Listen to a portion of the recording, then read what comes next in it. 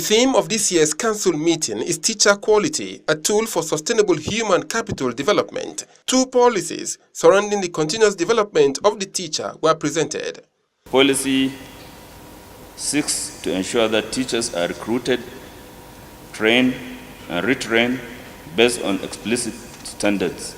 We need to set a deadline during this meeting, within which period all qualified teachers must be registered with the Teachers Registration Council, failing which they cannot be allowed into our classrooms as per the provisions of the National Teachers Registration Act.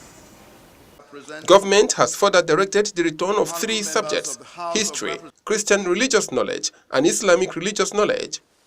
It is only the study of history, our own history, that can explain and give meaning to our very humanity, and that is precisely why we must study it. I urge you to consider making the study of Christian religious knowledge compulsory for Christian students and the study of Islamic religious knowledge compulsory for Muslim students. The non-involvement of the Ministry of Education in the recruitment of 500,000 teachers and the free school meal program is a concern for some legislators in this gathering. Beautiful as that policy looks like, I'm afraid that we might not avoid the pitfall of the past. You need to gear up in that direction. Tell the Vice President you are not taking his powers, but those powers actually reside in your ministry. Presidential Aid on Disability decries the lack of inclusive education for persons living with disability.